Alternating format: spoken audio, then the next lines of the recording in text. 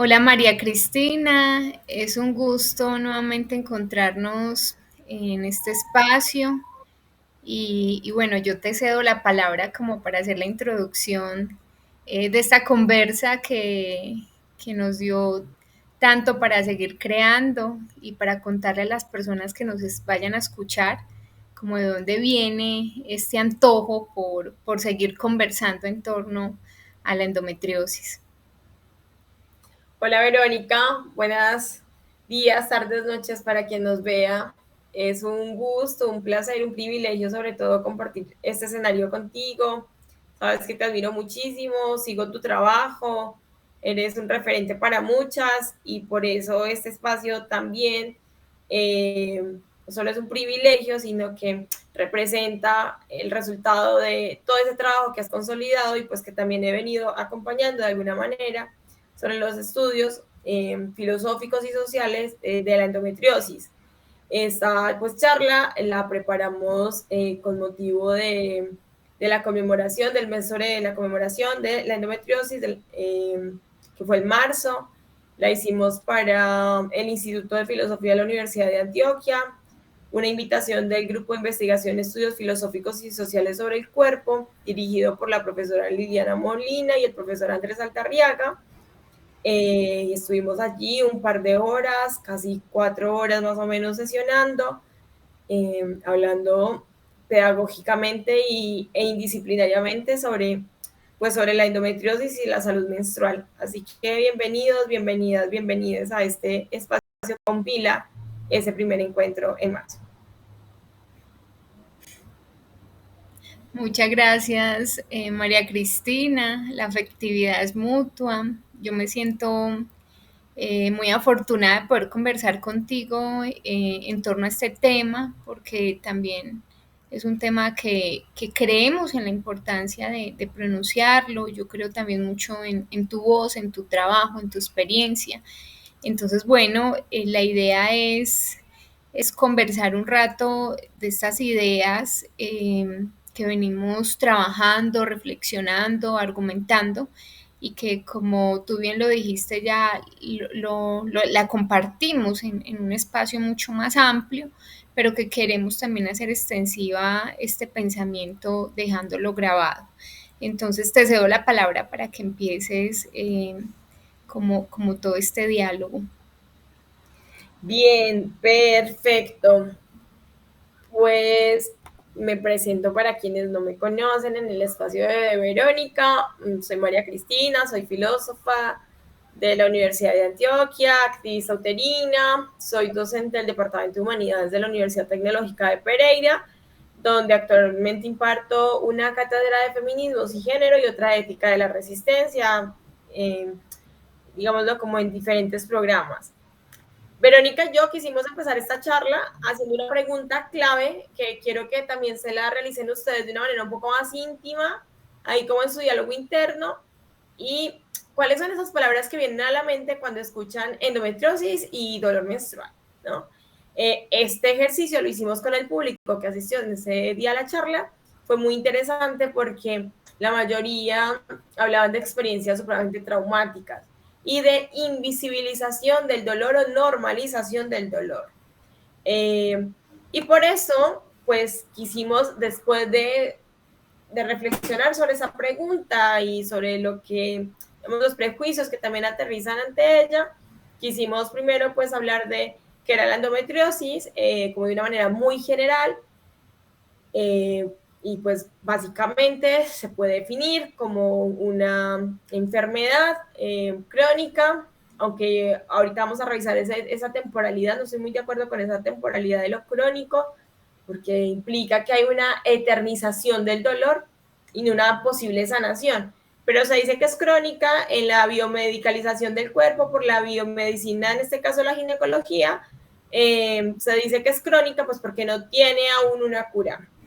Y lo que se hace es administrar la sintomatología que viene específicamente de un tejido que normalmente crece pues en el útero, pero que esta vez se expande o más bien se crece por fuera del útero y se generan unas adhesiones en torno a unos órganos que pueden estar situados en la pelvis, pero no solamente en nuestra pues, zona pélvica, sino también puede irse a otros órganos, ¿sí? Y este tejido, que es como una red de sangre más o menos, digamos, se pega a los órganos, puede dañarlos y a su vez inflamarse y ocasionar mucho dolor.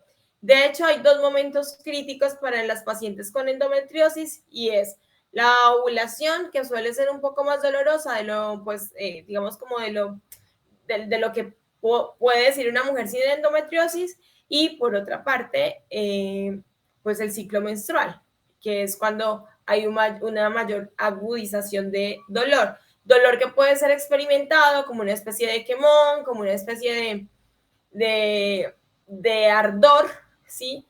Pero pues que al final, y eso es otra de las apuestas discursivas que vamos a tener hoy, no hay como conceptos claves que ayuden a determinar específicamente cómo llamamos al dolor que genera pues esta enfermedad. No sé, Verónica, si quieres decir algo. No, no, está muy bien, está muy bien. Gracias, Verónica.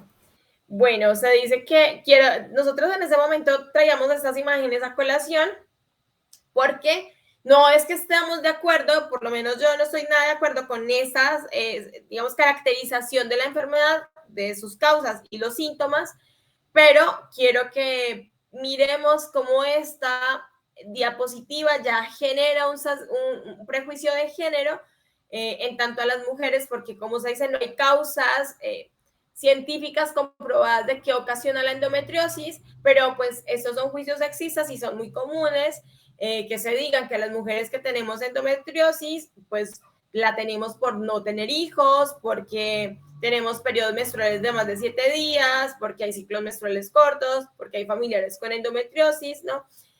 Y pues pilas con esto, porque son prejuicios, porque haber o no haber tenido hijos no significa que seamos más propensas o menos a la endometriosis. Si hay digamos, una mayor propensión en familiares digamos, en mujeres que tenemos familiares con endometriosis, pero pues tampoco es lo usual. Y aquí basta decir una vez una experiencia particular con 3 ginecólogos que también envían como el embarazo como si fuera esto una cura para la endometriosis, ¿no? Entonces, primero como pensar que la endometriosis no tiene que estar articulada con el tener o no tener hijos, porque vuelvo a decirlo, sus causas son ajenas en este momento para la ciencia. Luego, cuando hablamos de síntomas, pues también hay endometriosis asintomáticas. Estos síntomas no son generales, varían de útero a útero, de mujer a mujer, de cuerpo a cuerpo, porque no todas incluso padecemos la misma sintomatología en los mismos periodos del ciclo menstrual, ¿no? Entonces, pilas, porque ya aquí empezamos a mirar cómo esto se generan sesgos de género y, digámoslo, prejuicios ante tener o no tener endometriosis. La endometriosis se dice dentro de la ginecología que se puede tratar con una menopausia química, y eso es una aplicación o una suspensión de nuestras hormonas con medicamentos que sirven de paliativos para el dolor, enmascaran el dolor, pero no dan cuenta de cómo sanarlo. Y pues lo último, un tratamiento más invasivo, que es con cirugía, pero tratarla no significa curarla. Y eso es un punto clave, porque la ginecología tampoco en este momento puede hablar de una sanación, y por eso hay muchas mujeres con endometriosis que tenemos tratamientos integrales para poder, más que sanarla, pues vuelvo a decirlo, porque no hay como todavía una sanación específica, sí por lo menos ayudar a que sus síntomas sean más leves. Otro aspecto importante que aparece aquí, y es todo el lenguaje que se genera en torno a nuestro útero, ¿no? Cuando empezamos a hablar de endometriosis es muy significativo resignificar nuestro útero a partir del conocimiento y apropiación que tenemos sobre nuestra zona pélvica. Porque llamamos zona pélvica y por qué no piso pélvico, porque piso pélvico es una mirada muy patriarcal que todavía es sexista, ¿no? Porque no llamamos trompas de falopio, porque no son de falopio, y esto es un señor que provocó mucho daño a una gran cantidad de mujeres, luego pone su apellido a un órgano que es absolutamente individual, que es absolutamente, digamos, propio de cada cuerpo menstruante.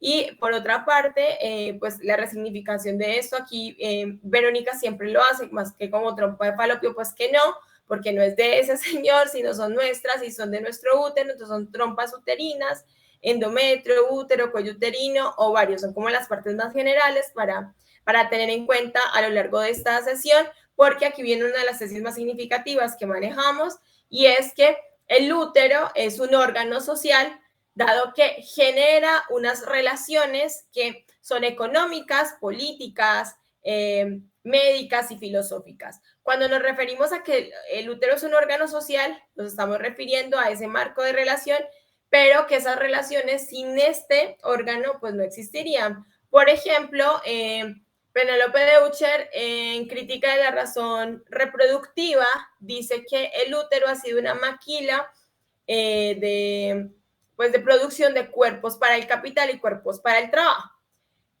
Para la iglesia, perdón, pero por ejemplo ahorita el asunto con la maternidad subrogada o los vientres de alquiler, también volvemos a ver el útero como un órgano que se piensa más como una fábrica y no como un órgano que genera bienestar y que es el que causa digamos como un dolor mayor si se normaliza el útero como un lugar de dolor y no pues como un lugar de bienestar que puede específicamente pues dar espacio a una salud un poco más integral.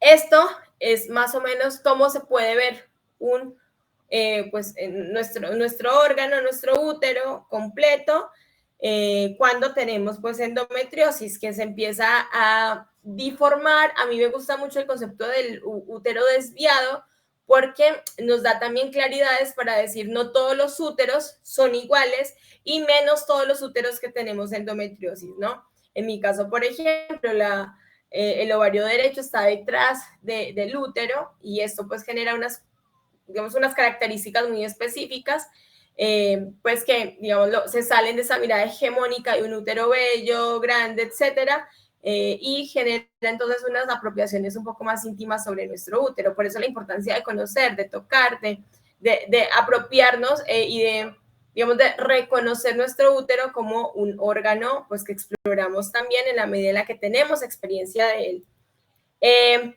La endometriosis para mí sería un dolor incomunicable porque hay un lenguaje que es identitario y que es patriarcal y que, como lo dice Anne Boyer en el libro Desmorir, ¿no? Para hablar de cáncer de mama, pero también lo aplico para hablar de endometriosis. Nuestro lenguaje es una casa común que intenta transmitir experiencias comunes, pero el dolor es una experiencia que es incomunicable porque la hiperpositivización de la sociedad, como también lo mencionó Chulhan, ha dado a que se reduzcan las posibilidades de nombrar el dolor. ¿Sí? No hay tantos términos para hablar de dolor como sí para hablar, por ejemplo, de felicidad, de bienestar, ¿no? Y de otras, digámoslo, afecciones que pueden ser un poco más serviles a las sociedades de hiperproducción. Recuerden también que ahorita en clave ética estamos viendo una súper exigencia de regímenes afectivos en donde se les pide a las personas ser excesivamente felices, ¿no? Entonces, volviendo al tema, no hay palabras para comunicar el dolor. Anne Boyer por eso dice que lo más común cuando tenemos un dolor que nos parte en dos es el grito, ¿no? Que es algo más gutural, porque también el dolor, más que pasar por la razón, ¿no? Tampoco es que haya una dualidad, pero más que pasar por la reflexión de cómo siento el dolor, qué siento, etcétera, pasa es por la afectación del propio cuerpo, ¿no? Que pues genera un grito y ese grito pues es de dolor. Incluso se han dicho que el dolor ya es el grito del cuerpo cuando hay algo que lleva mucho tiempo, un malestar que ha sido prolongado, ¿no? Entonces, bueno, el lenguaje que es identitario no genera un lugar para las experiencias comunes, perdón, para las experiencias singulares y mucho menos la experiencia del dolor en sociedades donde se exige siempre un canon de felicidad. La singularidad es una experiencia pues que no se expresa en el lenguaje, también pasa mucho y es el desconocimiento de mi propio dolor. Recordemos que la mayoría de pacientes que tenemos endometriosis no somos diagnosticadas sino 7 o hasta 12 años después de presentar síntomas de la enfermedad, ¿no? Esto, digamos, lo hace que también ayer lo leí en unos artículos como en ese desprendimiento, Federici lo llama así como un desprendimiento de la creación y de la autonomía del cuerpo que se va dando cuando nos sometemos a regímenes de biopoder como la medicina, pues implica que nosotras mismas no podamos estar conociendo el cuerpo.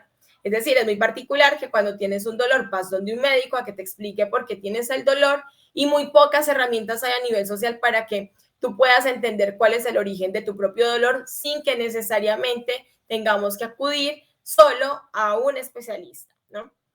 El dolor se expresa a través entonces de nuestra animalidad, lo gutural, el grito, que es inmanencia del dolor, y por otra parte, pues que hay una gran dificultad, esto lo vamos a hablar ahorita con Verónica un poco más, hay una gran dificultad para hablar de dolor menstrual en espacios públicos.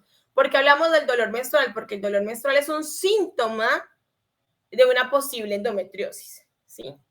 Entonces, hay como dos tesis. Primero, pues que los estudios que se han hecho sobre el útero son estudios muy hegemónicos. Recordemos que hay unas teorías básicas sobre el útero, la teoría del útero errante que se genera en los griegos y pues se decía que era un animal con voluntad propia que vagaba por el cuerpo de la mujer y que esto pues le ocasionaba la imposibilidad de pensar por sí misma toda vez que era subordinada o sometida al padecimiento de ese animal que provocaba dolor. Luego también hablábamos de las teorías del útero pensante, cuando se decía peyorativamente, más o menos en el siglo XVII, XVIII, que las mujeres pensábamos con el útero y que por eso no podíamos acceder a un conocimiento superior, trascendente del mundo, pues porque el conocimiento trascendente se ha asociado más con el uso de la razón, ¿no? Y pues la razón es la cabeza, ¿no? Y como también hay una, digamos, disociación del cuerpo de qué órganos pueden pensar y qué órganos no piensan, ¿no? Pues como si no fuéramos a mí me gusta más esta imagen de las ciencias de la complejidad, como si no fuéramos un holobionte, es decir, un ecosistema que se comunica entre sí y esto produce pues el pensamiento, es decir, pensamos con todo el cuerpo y no con un órgano específico. Ahora, estas teorías también llevan a que se hable mucho tiempo de histeria y la histeria provoca en el canon cultural que las mujeres no puedan ser sujetos susceptibles de verdad porque el dolor parece que se vuelve una imposibilidad para conocer la verdad. Y esto también lo trabaja Penélope Deutsche cuando habla pues como de pasar del tacto, digámoslo, o más bien Miranda Frique, cuando habla de la injusticia testimonial, muchas veces las personas que hemos tenido un contacto muy directo con los ginecólogos o con algunos especialistas médicos, sabemos que, o incluso con profesores en la universidad, entendemos que digamos como que el especialista se crea autoridad en el tema y a partir de esa autoridad epistémica que tiene sobre un tema, desconoce o invalida la experiencia que la paciente o que la estudiante puede tener sobre su propio cuerpo y que la experiencia es tan valiosa como digámoslo, como el conocimiento epistémico que se pueda tener del tema. Entonces, por eso hablamos de una injusticia epistémica y una injusticia testimonial, donde las pacientes pues no somos reconocidas en nuestra verdad. Esa es una tesis de Deutsche, también es importante que la tengamos en cuenta, es decir, digamos como que se piensa que el útero es un espacio concentracionario determinado por un estado de excepción del biopoder, que desde el biopoder intenta controlar el útero y determinarlo en su función reproductiva. Cuando hablamos de determinar el útero en su función reproductiva, tiene que ver que muchas veces el útero ha sido visto como un órgano reproductor, de hecho así se enseña en gran parte de los colegios, y el punto es que se reduce el útero a ser solo un órgano de reproducción y se desconoce o se invalida que el útero también es un órgano de bienestar. Esto para traer el concepto también de Agamben, de nuda vida. Recordemos que la nuda vida es cuando un cuerpo es reducido a su pura organicidad, ¿cierto? En este caso el útero a una función reproductiva y se genera un estado de excepción porque se pueden, digámoslo, como dado que el útero solo sirve como un aparato reproductor, se suspende sobre derechos o funciones o conocimientos como el bienestar, el cuidado, ¿sí? ¿Cómo cuidamos el útero? Por poner un ejemplo, ¿qué ejercicios tendríamos que hacer para que ese músculo vacío sea un poco más fuerte y no genere dolor, ¿no? Pero son conocimientos que no se tienen porque todo el aparataje epistémico de Occidente a partir de la ibris moderna de la ciencia como una verdad objetiva ha sido, más bien, se ha encargado de determinar el útero a una mera función reproductiva.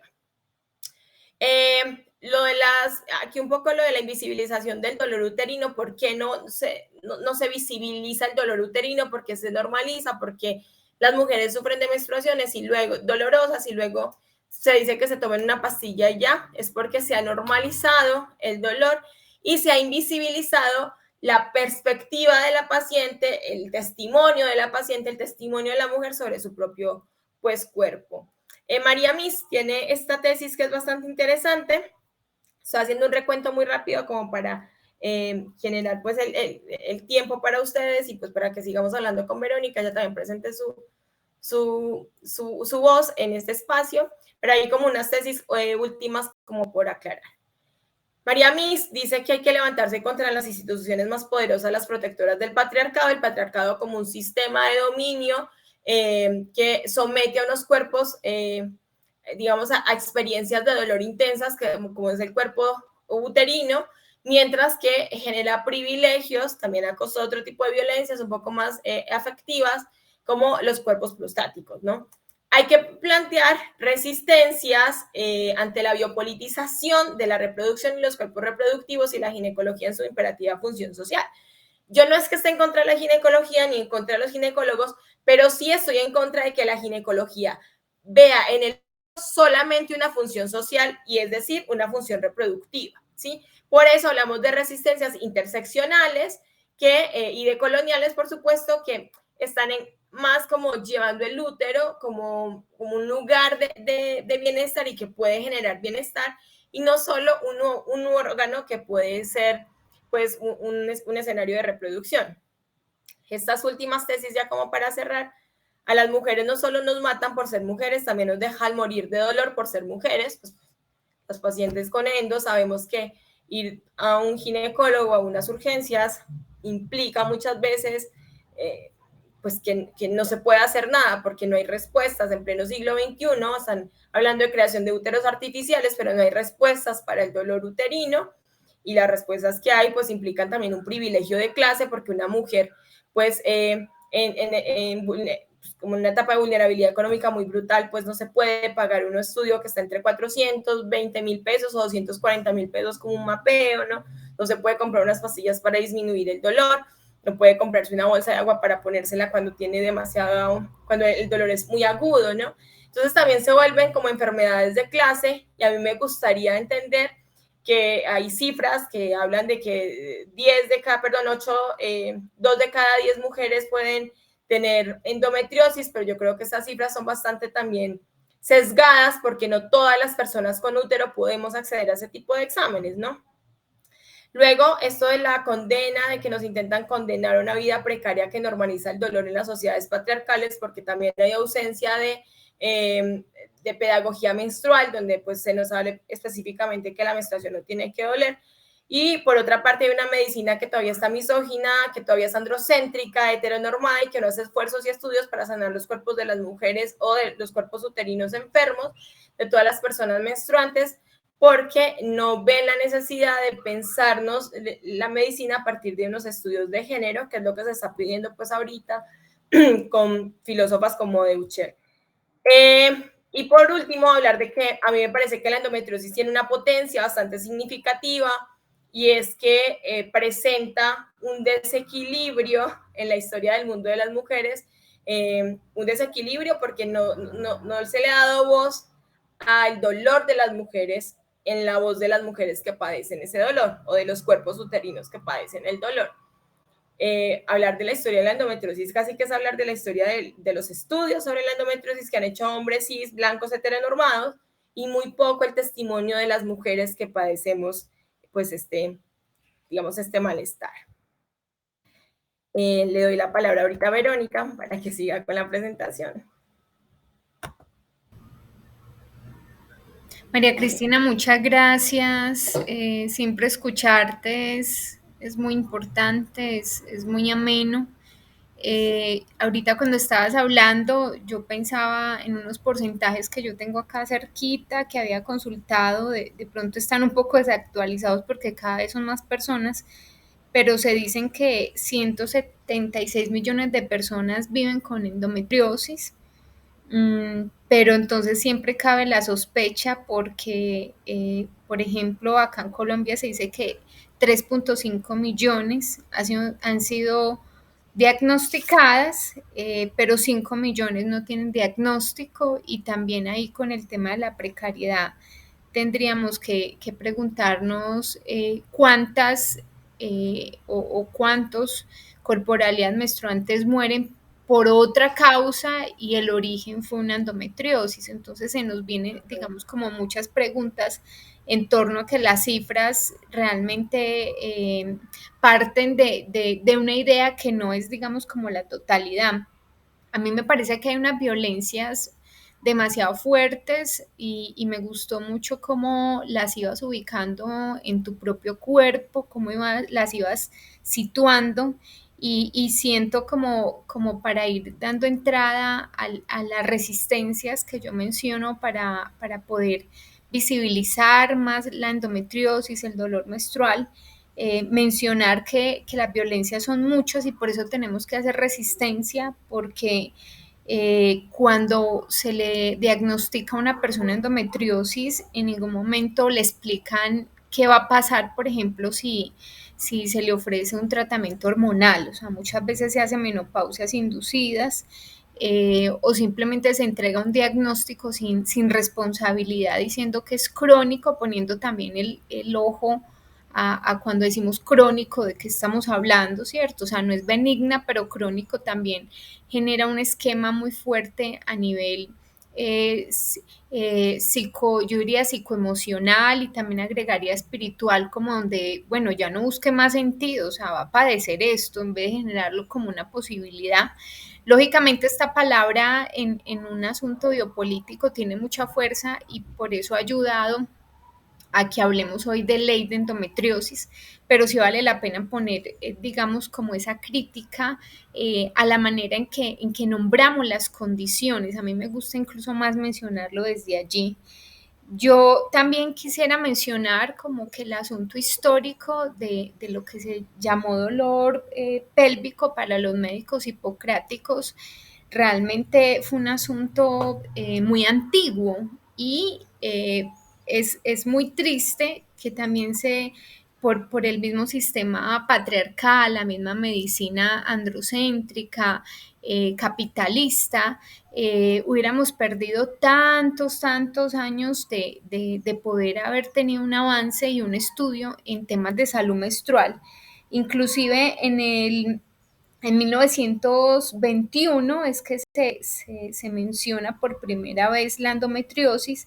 Quiere decir que perdimos 2.500 años de haber estudiado algo tan importante que hasta el día de hoy nos interpela, y realmente es que la medicina occidental se dedicó a pensar, como tú bien lo has dicho, el órgano uterino para asuntos de reproducción, más no como un asunto de existencia vital para quienes lo tenemos, y también esa apreciación desde ese fin de la reproducción.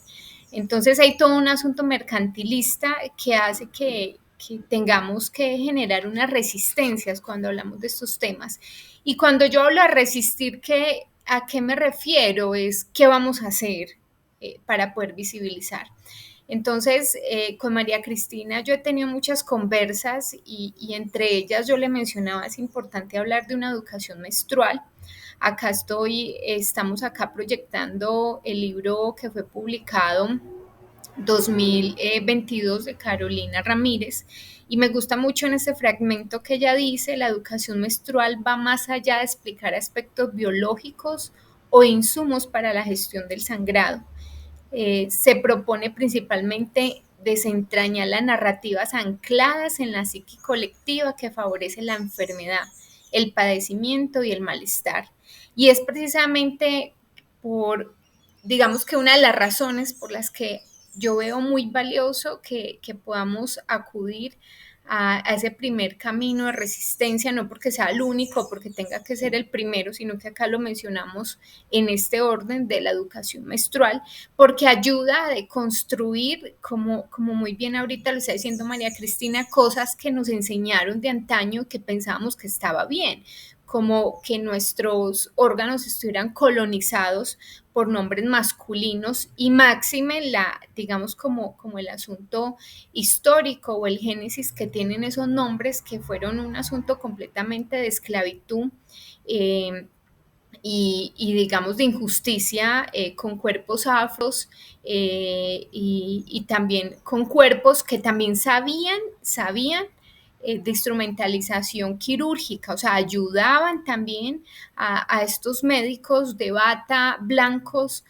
colonizadores, entonces no eran mujeres que no tuvieran conocimiento, solamente que por, digamos, por lo que se pensó en su momento en la sociedad por las personas afro eran esclavas y se aprovechaban de ellas, o sea, las utilizaban para que fueran también un mecanismo de control, para que fueran sus ayudantes, entonces por eso estas mujeres también hay que reconocerlas como ginecólogas, hay que darles ese reconocimiento, pero también exploraban en ellas y después eso fueron los nombres que nos pusieron. Entonces desde la educación menstrual empezamos a derrumbar todo eso. Y un camino que a mí me parece muy interesante desde la educación menstrual es poder también derrumbar el tabú menstrual como uno de los tabúes más eternizados en esta historia y que nos ayuda entonces a poder comprender por qué no hemos avanzado a nivel de ciencia, a nivel de historia en temas de educación menstrual, o sea, por qué hasta el día de hoy, hasta las personas que están en el ámbito médico, también tienen cierto tipo de pudor con la sangre menstrual. También tenemos, digamos, como unos desconocimientos y unos vacíos que hoy comprendemos y es como también la misma menstruación tiene todos los nutrientes, pero cuando no derrumbamos el tabú menstrual no tenemos esa posibilidad. Ahí puedes ir a la otra filmina y quisiera poner este ejemplo de por qué también la educación menstrual es tan importante. Este es un ejercicio que surgió en mi cumpleaños y mi hermano quería que la inteligencia artificial le escribiera un mensaje bonito haciendo alusión al útero. Entonces, él es programador, entonces va una herramienta que para él considera que es valiosa, como la inteligencia artificial, le pide que escriba algo de útero para un cumpleaños y la inteligencia artificial lo que arroja es lo siguiente. Lo siento, no puedo escribir un mensaje de cumpleaños con un tema inapropiado o ofensivo como el útero.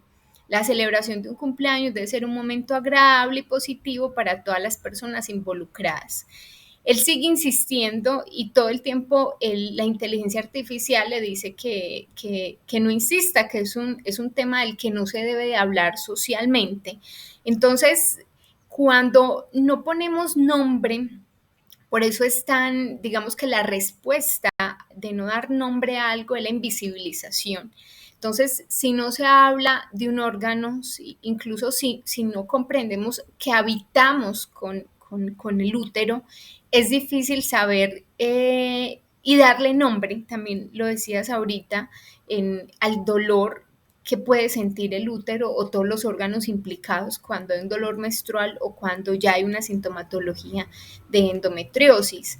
Si no se habla, ¿cómo entonces vamos a poder acudir a un lenguaje que me va a arrojar, digamos, toda una comprensión de lo que puede ser doloroso? Inclusive, si no se habla, ¿cómo se va a movilizar? Entonces viene a ser un órgano que tiene espasmos, un órgano que no tiene vida, que no tiene movimiento y por eso regresar siempre a la ancestralidad va a ser un camino bien interesante que también lo vamos a mencionar acá en este diálogo.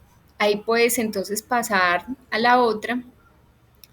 Eh, Hablando entonces de la necesidad de la educación menstrual, es una posibilidad que inmediatamente nos va a abrir un camino yo siento que es un camino emancipatorio y que es un camino también de mucha resistencia, que todas las corporalidades que tenemos úteros necesitamos, y es cómo lograr una salud menstrual para todas, para todes.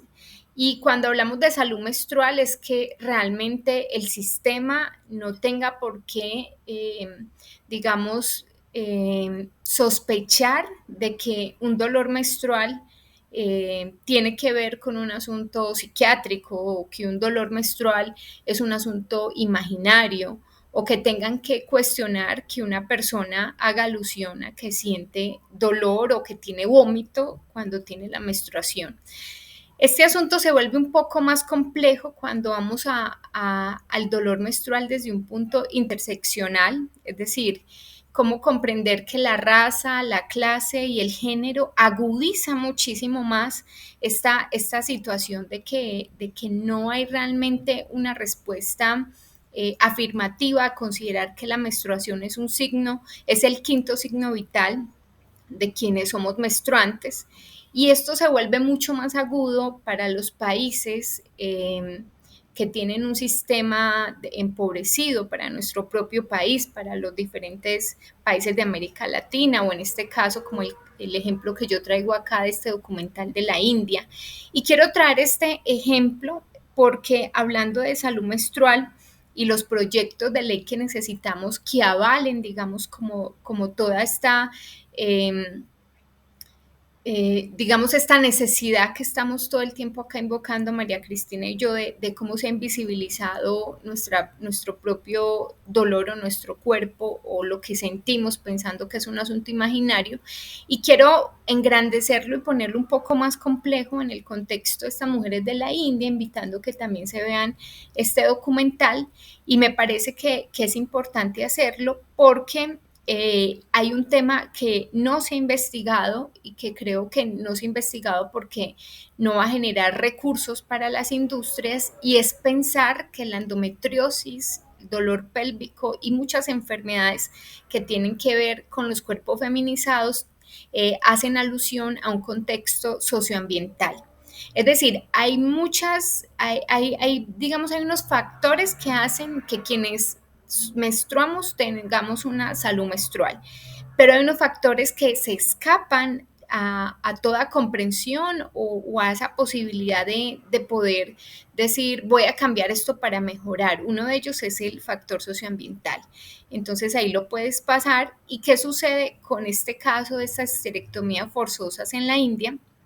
Lo que sucede es que estas mujeres son cortadoras de caña, eh, y estas mujeres tienen un contacto constante con la caña porque es de lo que viven, incluso es lo que las hace parte de tener una casta muy baja, y empiezan a darse, digamos, como unas situaciones que no se saben por qué se están dando, y es que en las aldeas las mujeres en un 90%, o sea, un porcentaje muy alto, empiezan a tener histerectomías.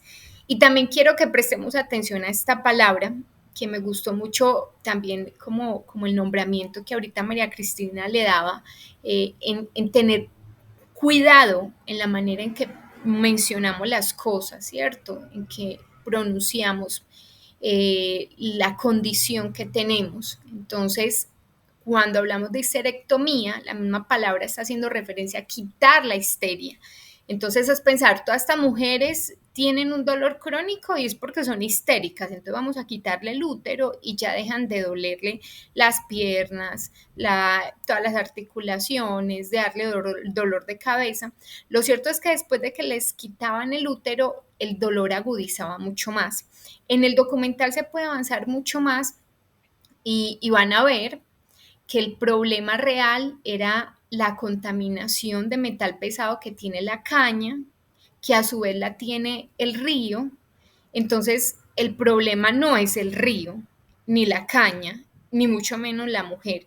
El problema es precisamente la contaminación socioambiental, en donde ese río tendría que tener derechos para ser respetado, porque la caña, digamos, enferma a la mujer, hay una relación de útero-caña, pero no es porque la caña sea la mala, sino por el gran porcentaje que coge de agua del río, y entonces es una enfermedad común, es decir, es una enfermedad comunitaria del metal pesado que hace parte en este caso del cuerpo de la mujer.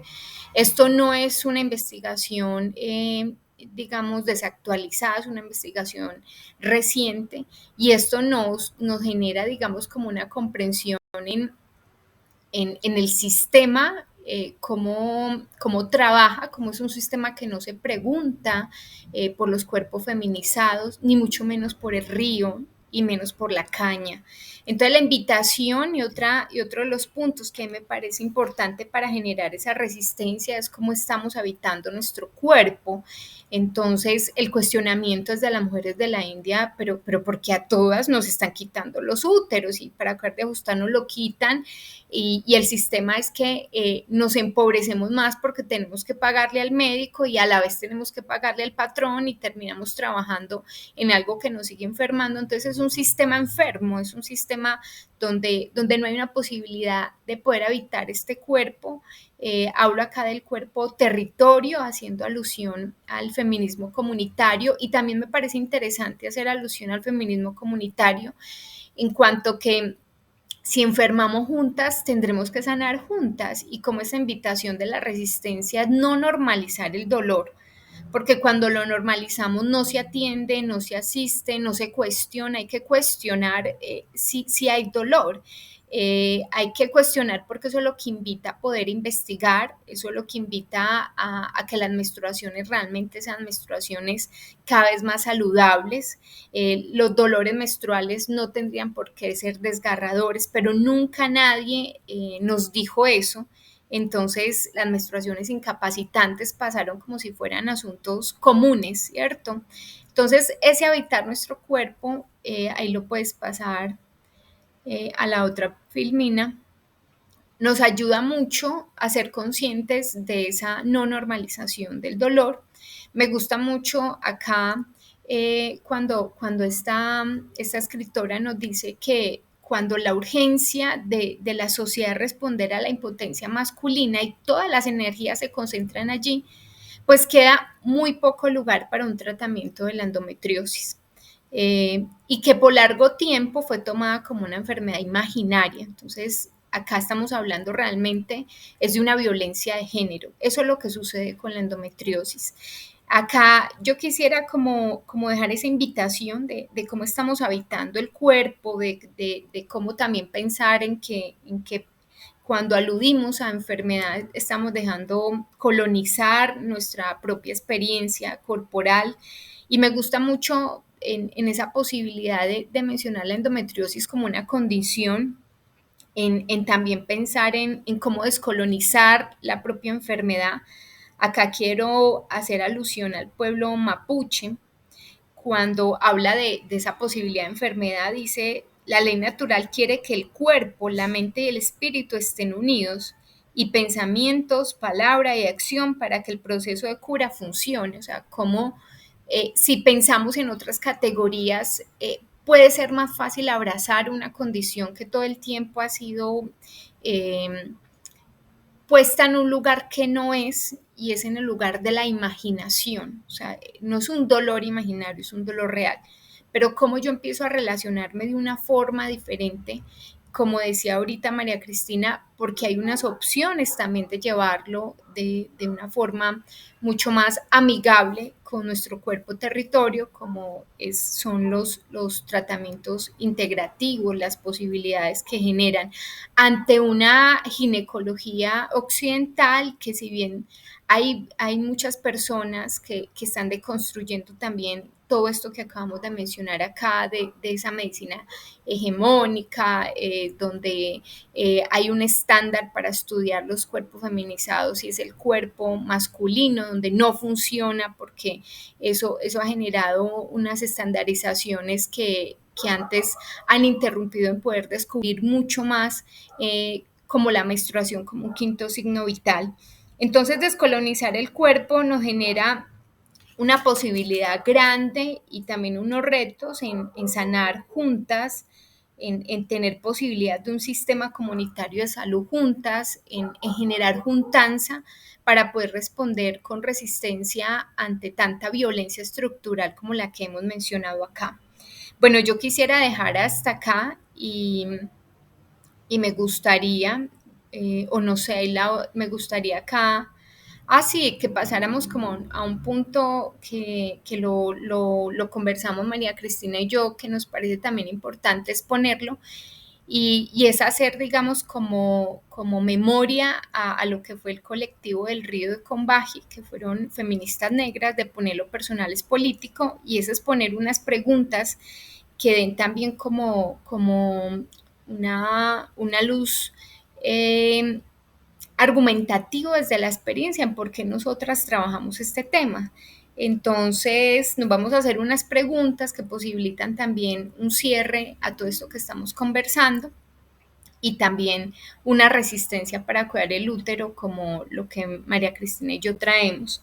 Entonces, no sé, acá María Cristina, si quiere abres el micrófono y vamos como, tenemos 3 preguntas, yo te puedo hacer la primera y así vamos generando como este hilo para ir cerrando también estas ideas que hemos estado exponiendo.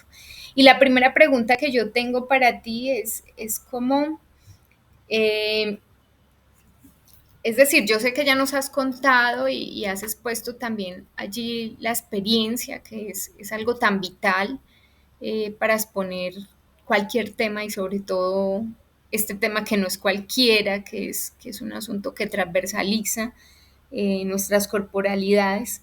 Entonces esta pregunta es, ¿cómo fue ese descubrirse con endometriosis? Sí, Vero, gracias por tu presentación y pues por ilustrarnos tan apasionadamente sobre estos temas tan complejos y tan sentidos. Y es eso, fue supremamente sentido porque es que tener endometriosis ante el régimen de biomedicalización del cuerpo es muy duro porque lo primero que te dicen es como vas a tener que aprender a vivir con dolor. Entonces, para mí era cambiar el origen de mi agencia moral, es decir, la capacidad de elegir ya no estaba soportada o ya no iba a estar soportada en lo que yo podía o no pensar de ciertas circunstancias, sino en cómo iba a vivir una vida que disminuyera el dolor de la endometriosis. Es toda otra perspectiva, es otra manera de vivir y digamos que esa articulación del sometimiento que hace el biopoder sobre el cuerpo a dominarlo a partir del dolor y de la administración del dolor, me pareció supremamente violento. Y después preguntarme si quería o no tener hijos, porque parece que inmediatamente esa es la pregunta, es ¿quieres o no tener hijos? Para ver si te sacamos en el útero, si hacemos menopausia química o no.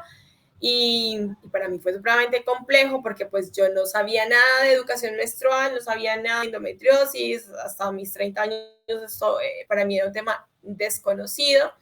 Y pues claro, una cuestión que sí hice como un marco de resistencia individual era, digamos, como estudiar qué significaba para mí tener endometriosis. Para María Cristina, la filósofa, la académica, pero sobre todo la mujer, qué significaba para mí tener endometriosis, porque no quería que digamos, como el conocimiento de la enfermedad quedara solamente sometido al conocimiento médico, sino yo quería apropiarme de mi propia sintomatología y de generar unos marcos de potencia de mi propio cuerpo y no ver la endometriosis como el problema porque voy a tener que aprender a vivir con dolor, sino como una posibilidad de potenciación de una vida que me genere bienestar y cuidado de mí misma.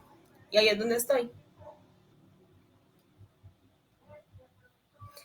Eh, yo, Verónica, te quiero preguntar, ¿cuál ha sido el factor que te llevó a investigar la menstruación?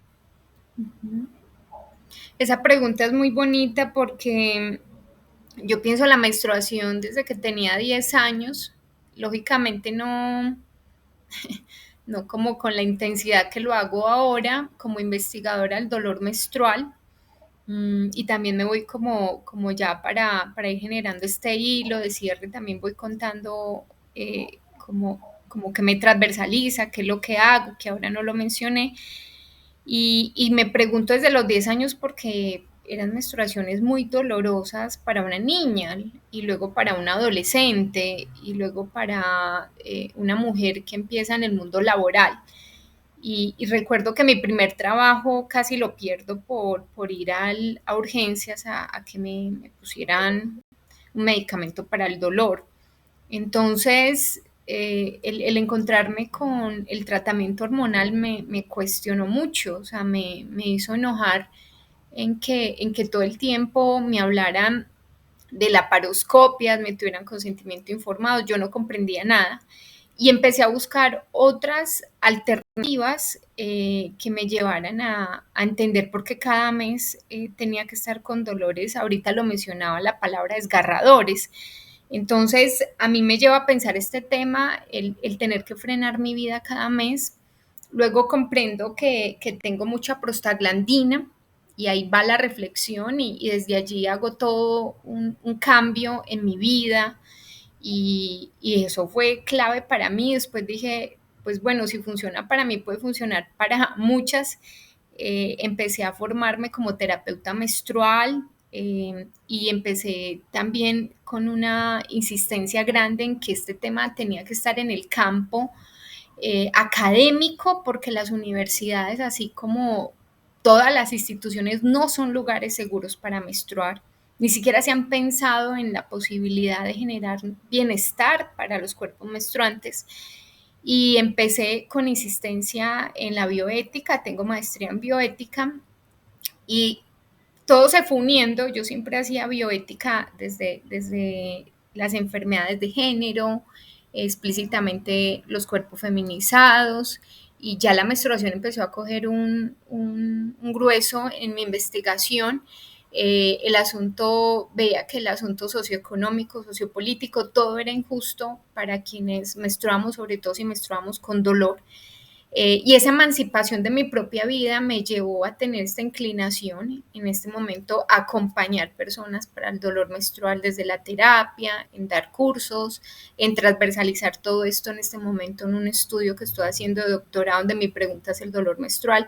Entonces creo que esa niña de 10 años que incluso tuvo una afectación grande de su autoestima, eso sería otro capítulo, a partir del dolor menstrual, allí se quedan unos asuntos traumáticos que es bien interesante analizarlos en la particularidad y singularidad de cada caso, pero realmente allí hay un punto de partida para ver eso. Creo que esa experiencia transversaliza que estemos acá hablando hoy, entonces como también tener una relación diferente con eso que fue el impulso para que estemos hoy acá. Yo creo que eso también es bonito verlo desde allí.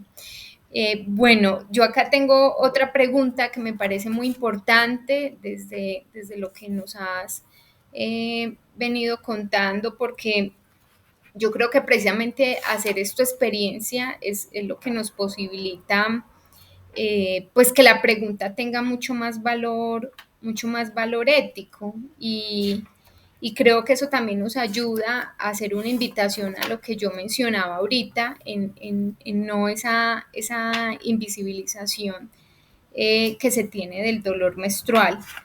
Entonces, la verdad es que la tenía acá escrita y estoy buscando y buscando. Yo creo que ya la encontré. Eh, yo creo que es una pregunta también muy existencial, pero creo que para la María Cristina filósofa apenas apunta y es ¿qué te ha enseñado la endometriosis? Bienestar y autocuidado. Digamos que yo no llego al feminismo porque abrace el discurso, sino porque la práctica de cuidado de la endometriosis me genera un reconocimiento de un ser femenino que necesita cuidarse a sí misma. Y no estoy hablando de un cuidado netamente, digamos, como la romantización del cuidado, ay, cuidar mis emociones, no. Es como, a ver, cómo hago un marco de resistencia ante una sociedad que es antiuterina porque no genera ni alimentos que cuidan el útero, ni materiales. El plástico es supremamente nocivo para las personas que tenemos endometriosis, el bisfenol del plástico es tenaz. Entonces, como empezar a generar esos campos de, digamos, esos espacios propios donde mi cuerpo pueda respirar bienestar. Por eso hay una apropiación a una autonomía un poco más amplia, cada vez más, en el sentido en el que todo lo que me enseña la endometriosis repercute en un cuidado de mí, pero interseccional, desde la filosofía, qué significa pensarme el útero en clave filosófica, qué significa mirar las condiciones materiales y económicas por las cuales yo, una mujer del sur global, no puede acceder a tratamientos de endometriosis que pueden acceder las mujeres del norte global, y mucho menos cuerpos menstruantes que tienen una interseccionalidad mayor. Estoy hablando de hombres trans, es un poco más compleja la situación. Entonces, empezar a explorar esto de qué es la endometriosis es cuidar y generar focos de resistencia contra una sociedad patriarcal y hegemónicamente pues antiuterina.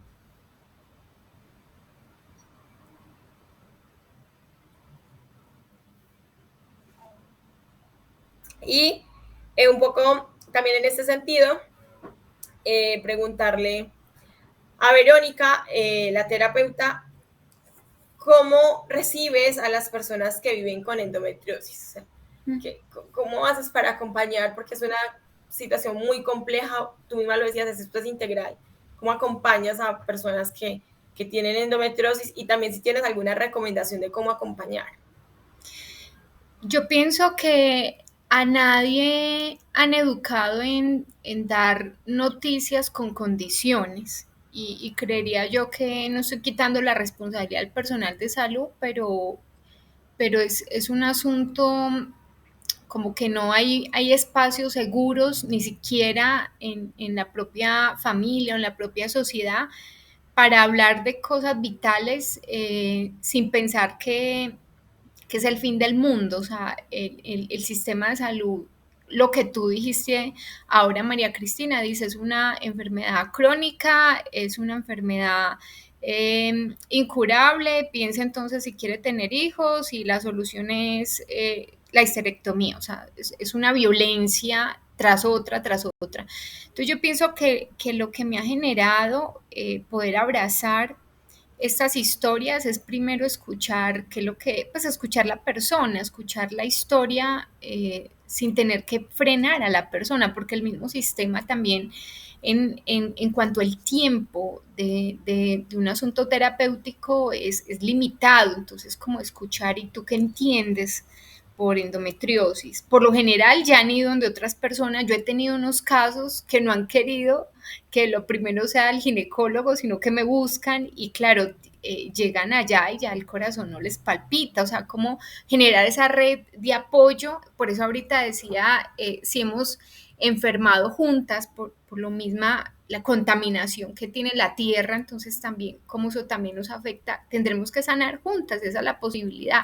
Entonces, como generar esa red de apoyo, porque yo estoy convencida que si a ti te llega ya una mujer sin haber ido a un sistema, tú le vas a generar una resistencia, una contención afectiva para entregarle una información que la vea desde otra posibilidad. O sea, como tú lo decías ahorita, es una posibilidad de tener autocuidado, de tener más conocimiento de nosotras mismas. Entonces yo pienso que la escucha radical en comprender que un dolor hace también una conexión muy fuerte con el sufrimiento, o sea, hay una pregunta vital en, bueno, ¿yo qué voy a hacer con este dolor?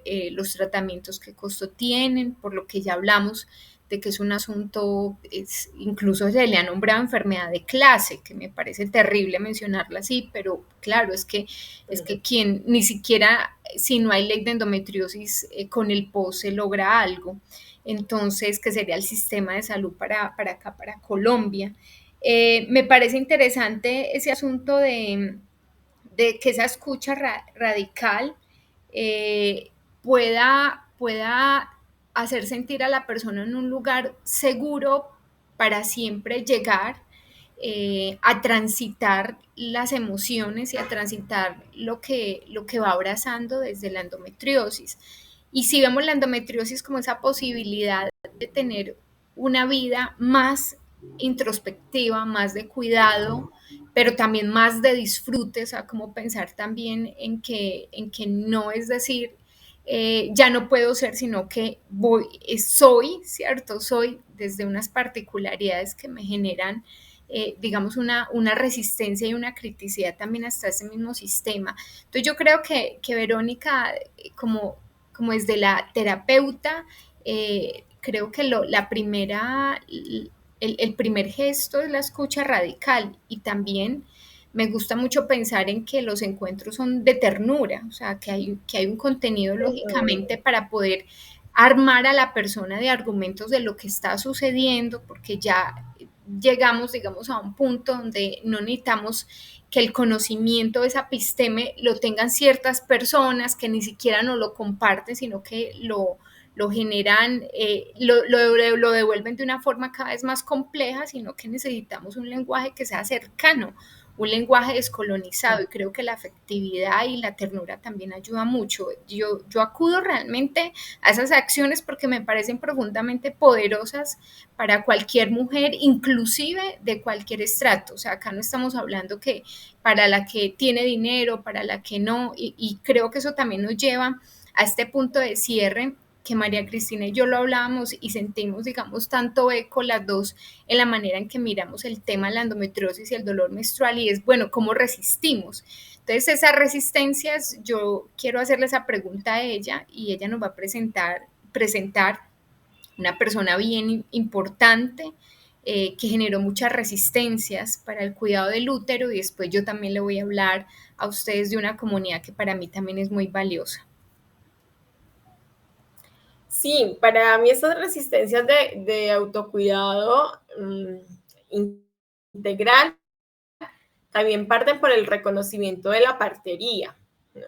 Porque las parteras también se han asociado más a esta, digamos, es la labor más antigua que ejercemos las mujeres en la historia de la humanidad, y sin embargo ha sido muy desconocida, incluso perseguida, ¿no? En este momento se le retira el reconocimiento a las parteras como personas que saben no solamente de traer cuerpos al mundo, sino también de cuidar úteros. Hay algo básico que no me enseñó un ginecólogo, sino una partera, y es tocar, poner la mano encima de mi útero, aquí debajo del ombligo, un poquito más abajo, y sentir la temperatura. Cosas tan básicas como eso, cómo está la temperatura de mi útero, tiene que estar un poco más caliente. El tocarme a mí misma, el mirar cuáles son las hierbas que funcionan dependiendo de mi ciclo menstrual y de mis cambios hormonales y afectivos, ¿no? Y cómo esa interacción entonces de mi cuerpo con formas más orgánicas es un saber que ellas tienen. Por eso un poco descolonizar, que ya Verónica lo decía ahorita, también es recuperar el saber de las parteras, no para apropiárnoslo en la academia o digámoslo dentro de la esfera de los socios, sino para darles el lugar que ellas han merecido y que se ha, digamos, expropiado ese lugar por parte de la ginecología a lo largo de la historia, y es un saber de mujeres para mujeres sobre el útero, ¿no? O para cuerpos menstruantes sobre su útero. Y por eso ahí tengo a Mamita Emma. Mamita Emma es una de las parteras más poderosas que existió en la ADAN, que es un corregimiento de Sonsón, departamento de Antioquia, y ella pues trajo más de 1,000 personas al mundo, y digamos el reconocimiento de cómo cuidar el útero a partir de hierbas que generan calor, a mí me ha salvado mucho, ¿sí? En este momento yo sigo ya llevo 1 año y medio sin tener tratamiento bioginecológico. No significa que no me haga los exámenes bioginecológicos, por supuesto, pero que no es lo único en mi tratamiento, ¿no? Que las plantas cumplen una labor importante, que digamos, vitaminizar mi cuerpo también es importante para mí, el cuidado de los afectos, cuánto estrés puedo soportar, cuánto trabajo puedo efectuar. Esto todo es muy importante, pero ese saber yo lo he escuchado más en las parteras que solamente en los médicos, que sí me han incluso hecho menopausias químicas sin que yo lo supiera, porque así de violento es. Ustedes desconocen el dominio de una sobre su propio cuerpo, porque eso es también lo que está en juego. ¿Dónde está la autonomía? ¿En la paciente o en el médico? Hay médicos que contribuyen a que la autonomía esté dentro de la paciente, esto es aparte de la bioética, pero hay otros pues que ignoran completamente que al final del caso es una la que está respondiendo y sintiendo su útero, mientras que las parteras sí juegan mucho con el conocimiento que ellas tienen, pero también con la experiencia que una lleva. Y Verónica, compártenos la otra experiencia, por favor. Sí, a mí me gusta mucho que lleguemos a este punto en este cierre de este diálogo, de cómo la resistencia está también en lo que siempre ha estado allí, ¿cierto? Las plantas, es que nos estemos inventando otra cosa. Inclusive hace poco alguien me decía, pero yo como confío en las plantas, yo le decía, pero es que sí, los medicamentos vienen de las plantas, o sea, ahí está el origen, pero esa misma medicalización que tenemos, ¿cómo hace que desconfiemos de algo que siempre ha estado? O sea, no es que lo estemos trayendo de nuevo, realmente, siempre ha estado. Entonces, en ese siempre estar, yo quiero mencionar esta experiencia que para mí ha sido muy significativa, muy abrazadora y que la seguiré contando en los espacios que la pueda contar. Y es la huerta menstrual, no como una idea de Verónica, o sea, no es que yo me senté y dije, ¿qué me voy a inventar hoy? No, fue realmente la relación mía con el entorno y con el territorio, en este caso, la comunidad de Carambolas, que es un barrio periférico de acá de la ciudad de Medellín, que es donde yo vivo. Entonces, estaba impartiendo allá varios talleres durante varios tiempos y el dolor siempre estaba presente, el dolor menstrual, o sea, no era que yo traía el tema, siempre salía el tema. Y al lado del dolor menstrual salía el no tener recursos para poder, digamos, poder gestionar ese dolor. Pero cuando yo veía alrededor, estas mujeres tenían una gran motivación y era que todo este lugar estaba lleno de basura, de escombros. Ellas cogieron pala y pico y sacaron toda esa basura y empezaron a generar una huerta que hasta el día de hoy es una huerta cada vez más viva, es una huerta que da lechuga, tomate, cantidad, digamos, de alimentos. Entonces yo pensé, acá está la idea, es decir, hay un síntoma grande y es que los úteros están enfermos. No se ha mencionado, acá apenas lo estamos mencionando y por eso es que sale de manera tan recurrente. Y acá hay una manera de autogestionarlo y es sembrar plantas medicinales. Entonces es lo que yo empecé a decir, hay que hacer una huerta menstrual y esto luego se expandió para la Universidad Nacional acá, sede de Medellín, acá en Colombia, y luego para hacer otras huertas en casas, pero realmente digamos que el origen de esta propuesta es el propio territorio, la propia experiencia, la apertura que tienen estas mujeres que son profundamente sabedoras y cómo la partería, y en este caso yo mencionando las mujeres de Carambolas, nos ayuda a comprender que en todas está la sanación y la sabiduría también para acompañarnos, que todas sabemos una receta para el dolor menstrual. Yo he escuchado que calor, o sea, todas sabemos que el frío no, o sea, como que se empieza a dar todo un asunto de colectividad, una construcción colectiva que nos ayuda a entender que sí hay un conocimiento para eso que se ha invisibilizado. Entonces creo que esa resistencia de cómo cuidar el útero, comprendiendo como ahorita lo dijo María Cristina, que la endometriosis puede afectar otros órganos, pero acá lo hablamos explícitamente del útero, nos genera, digamos, como una mayor capacidad de también abrazar los sabedoras que somos y no solamente situar un conocimiento porque alguien le dijeron que él es el que sabe, no, es que todas sabemos y creo que eso es lo que posibilita también estas propuestas de resistencia que estamos presentando acá desde la partería y también desde la sabiduría popular.